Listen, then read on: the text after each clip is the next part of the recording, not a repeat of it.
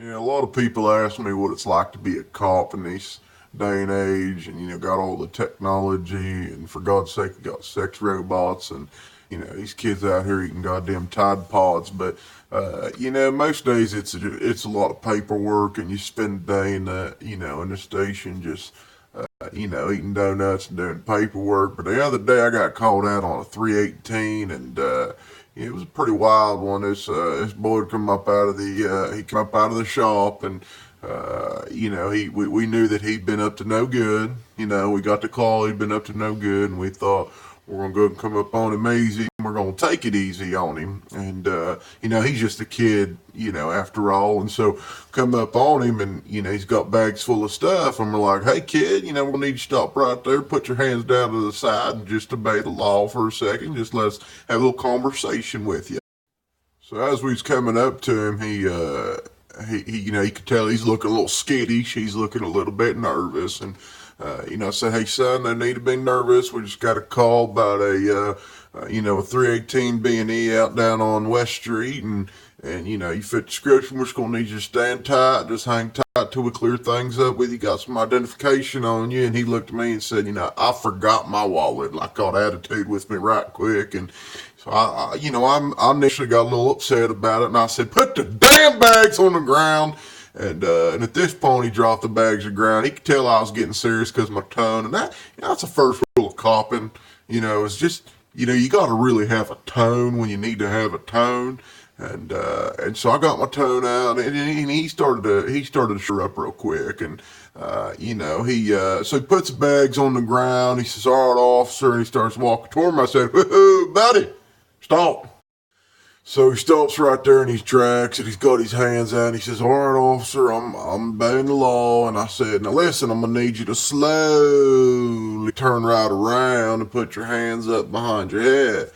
And so this smart ass starts to just really creepily turn himself around, like he thought that maybe this was just a big joke. And so I go ahead and come up on him, and I grab him on the wrist, and I go to throw that puppy down behind his back, and I grab his second wrist, and I go to throw that puppy behind his back, and he starts to struggle, and he's a wiggling, and he's a squealing, and "Oh, you're hurting my arm, you're hurting my arm." And I wasn't hurting shit, I was barely twisting. And so he says, "Oh, I'm calling my lawyer." As a cop, that's one of my favorite things to hear. It's like pure comedy. So I said, "All right, son, go ahead and call your lawyer. Tell him what you've been up to. All right, tell him that we just found crack rocks in your pants."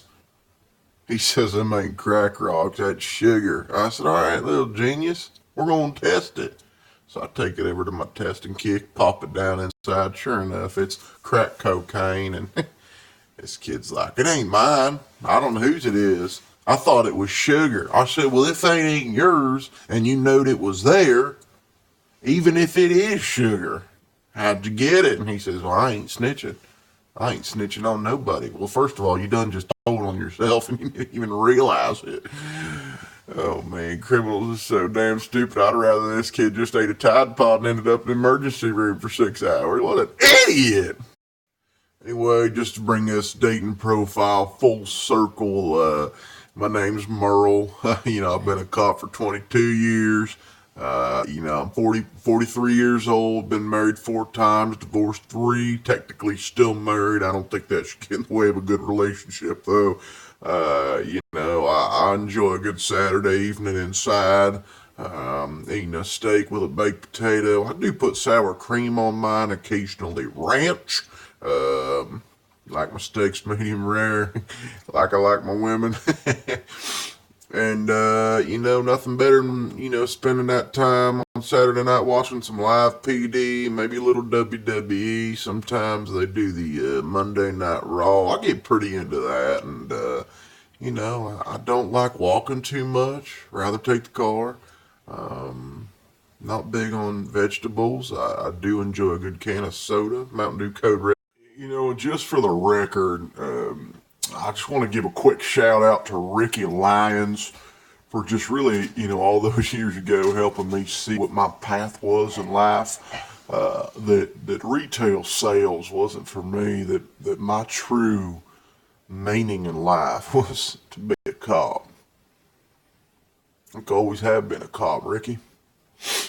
But thanks to you, I saw that. And I became that.